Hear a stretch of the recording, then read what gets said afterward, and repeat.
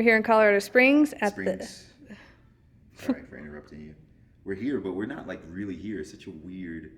We're at the executive presentation room at the Cheyenne Mountain Resort. It's such a weird time being back here in Colorado Springs. I was talking to one of the USOPC execs, and they were like, "How are you enjoying it here?" And I'm like, "I've spent more time in Colorado Springs than any other city in the world besides Lincoln. It's either Lincoln or Colorado Springs. This is my second home, but the OTC really is my second home. So hopping off of the plane at the airport and then going to Cheyenne Mountain Resort instead of the OTC was such a different experience for me. I'm used to checking in at the head desk and dragging my suitcase up to the third floor of Building 85 and going to the CAF with my ID badge and doing all that cool stuff. So it's a unique experience for me, but still good to be back. It's been a long time. I haven't been here, and it's been almost like 2 years. Yeah, it's been a while.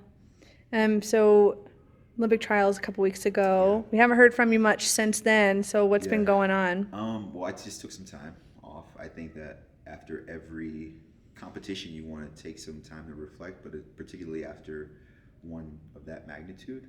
So just took some time off, spent some time with my family, just kind of got away from it all. I think a lot of times our failures are so public. We live under a microscope, so it's hard to escape because everyone you see has seen you.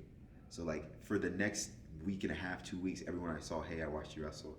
Hey, I watched the trials. Hey, I'm so sorry. Man, that stinks." And so it was just like this really weird space that you're in where I kind of want to get past that to the point where I can just have normal conversations again about the future and not necessarily about that performance. But it's been good. I got to spend some time with my family. Got to eat some good food. So I don't weigh 163 pounds anymore, but it was a good time. I got to reflect, kind of unwind, and look forward to the future and all the things that it has for me.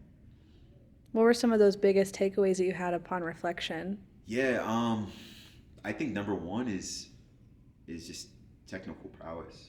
I think that you have to put yourself in a position more often to become confident there. I think about the match with Dake in particular.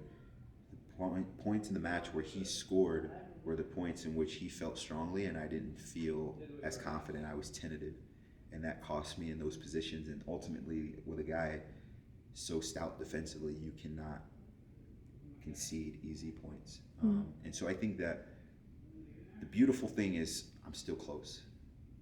The thing that sucks is, now you have to wait. You got to wait for another shot, and who knows when that will be.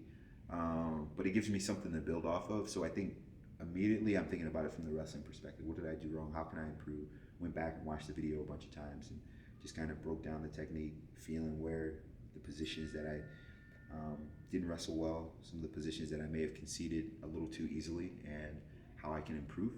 And then next is, just thinking about really the end of an era for me where, for a decade, the representative for the U.S. at 74 kilograms has always been me. So it's been different. It's been different. And you're bombarded by reminders every day. So every time I hop on social, there's a picture that I'm tagged in, or I follow Team USA. It's 100 days into the Olympic Games. And so you have to have really thick skin, a really strong mind and identity to be in this position that I'm in. But I've been refined through the fire from, the losses in Rio 2018, 2019 to, no loss can hurt me as bad as the loss to Godoyev in Rio in 2016. So I think that I'm prepared for anything that's thrown my way, and I have so much great stuff happening outside of the wrestling arena that gives me an outlet to pour myself into. So that's been a great thing as well.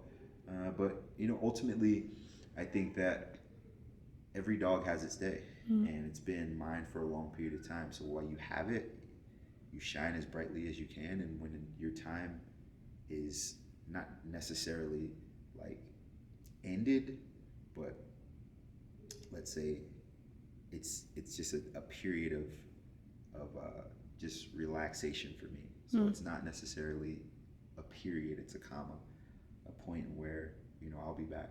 But just right now, it's not my time. So salute to Kyle and all the other Olympians, and I'm going to do my best to be a part of a successful team this summer. I always want to see USA win no matter what. That's always my goal. Like if we win, we all win. And so that's why I'm here. Like it sucks being here, to be absolutely honest with you. It's not ideal to be surrounded by the people that have beaten you and the people that are going on to do what you want to do. But I think it's a moment of defining moment for me from a physical development and character standpoint, where it's like you preach it, but can you actually live it? If your son or daughters were in this position, what would you tell them? Would you tell them to hide, or would you tell them to face the difficulties head on and to confront them with enthusiasm and with graciousness? And I think that's what I'm always trying to do. Like it's sometimes the hard thing is the right thing. You always do the right thing. You said it's a comma, it's not a period. So at least for the time being, your comma is during 2021. But looking forward into 2022 and maybe even Paris, I mean, how has, I guess, the result of the trials kind of shaped your mindset moving forward? Yeah, well, I'm still going to wrestle. One, you got to be ready just in case someone goes down, right? So I think that in that case, I have to always be prepared. I extremely doubt it will happen, God forbid, but I think that you always have to be prepared. Number one. Number two is typically you've got to wait another year for a chance at winning something meaningful, but there's a World Championships in October. So right now I'm gonna start to bulk up and try to make the world team at 79 kilos in September. That's my goal that I've set for myself, and it gives me purpose and it gives me direction for the summer. So I'm not just like in this limbo period of what do I do now? Do I train? Do I go home? And then we're also moving. We're making a transition from Lincoln to Philadelphia to be a part of the PRTC. So we're in the process of selling our home, getting it listed right now. We found a place on the East Coast in downtown Philadelphia. We're getting the kids enrolled in school. So it's a really exciting time for us. I think the cool thing for me too is you realize that what you do doesn't reflect who you are. Like people like me because of who I am. And they were introduced to me by my wrestling, but then once they realized who I was and got to spend time with me, that's when they actually understood and got a chance and a glimpse into my real life. And I think that's what people appreciate and respect the most. So I've gotten like so many encouraging messages from people who are like, listen, like we want you to win every time, but if it doesn't happen, that doesn't really determine how we view you. And that's been kind of reassuring. But my identity is strong. My faith is strong, and we just move forward with confidence. Yeah, and I think, and if you'll allow me to ask this question, I think sometimes people tend to forget that you guys are humans behind, the athlete, right? And so when you suffer a loss like that, when you're not the representative for the first time in a decade, what are some of the emotions that you kind of dealt with? What did that like? I don't know if you would call it a coping period, but what did that look like for you? I think a lot of regret first because you question everything. It's like, was my training proper? Was I in the right place? Did I do the right things? Did I prepare the right way? Did I compete the right way? What was my mindset like going into it? Because everyone believes before, right? You're like, I'm going to win. I'm going to shock the world. I'm going to do something incredible. And within the match, you have to adjust and figure out the different dynamics of your opponent and try to break it down in real time. And you've only got 6 minutes to do that.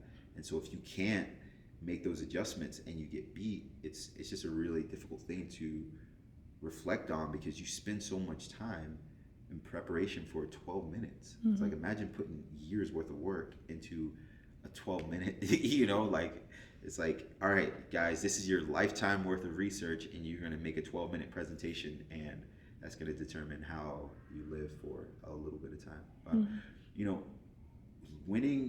Being on the Olympic team doesn't really affect who I am or like how I move. It'd been cool. I really wanted to win. I wanted to get another chance to go to the Olympic Games and compete. But ultimately, I think that you realize that the longer that you're in it. When you're young, you're like, this is all I want. I need this. This is necessary. This is going to be life changing. But for me, it's like it would be redeeming from an individual goal perspective, and that was primarily it. But I think that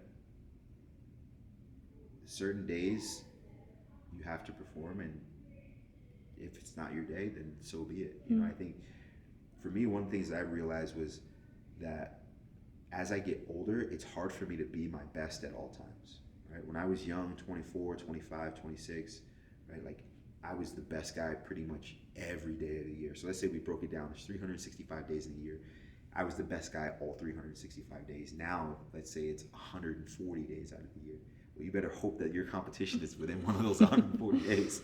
And so it's just difficult. It's harder. I got a family. I've been in it for a long time. And so you become jaded after a long period of time doing anything. You're trying to remain enthusiastic and keep that fervor for the sport, but it's just hard. But I still love what I do. I still enjoy it. I'm not going to quit yet. I'm not going to retire. You know, I think one of the crazier things to me was like seeing all the guys that I had wrestled with all this time leave their shoes on the mat.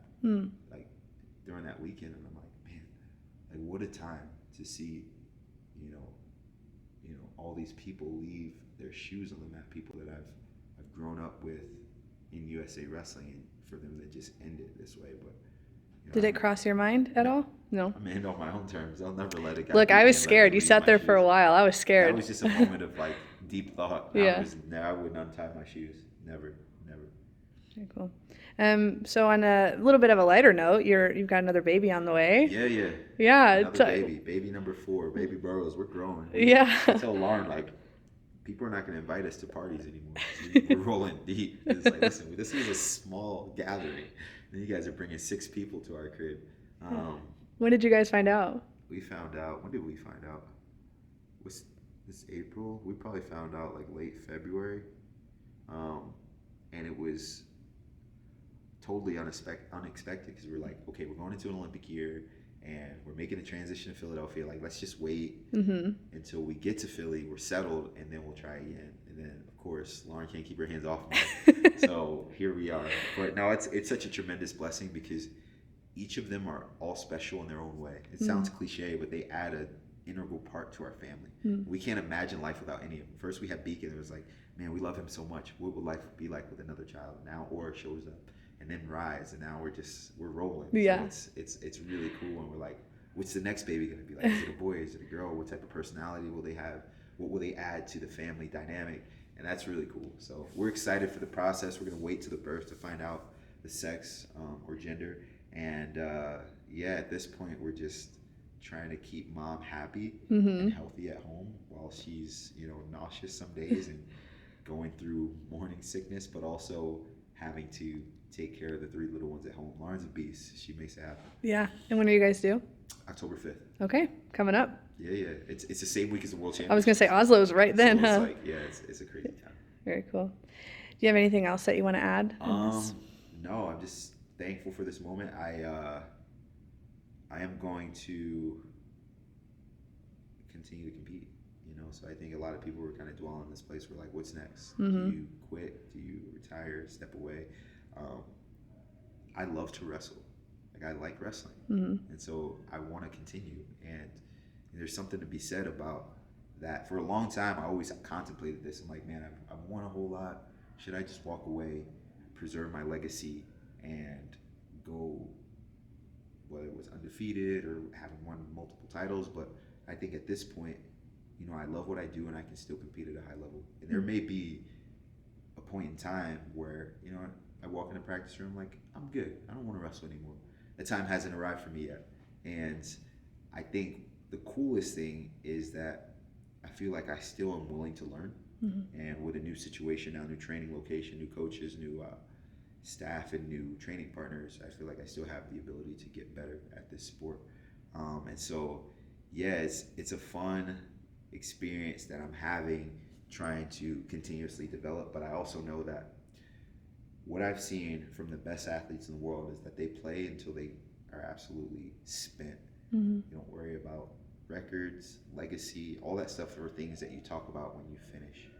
And so for me, it's love, it's trusting the process, it's being engaged in the workload, and trying to make this sport better. Like I want to continue to try to elevate this sport in the right way. And so I've seen it on both sides, and now we're ushering in a really cool era with a lot of great characters.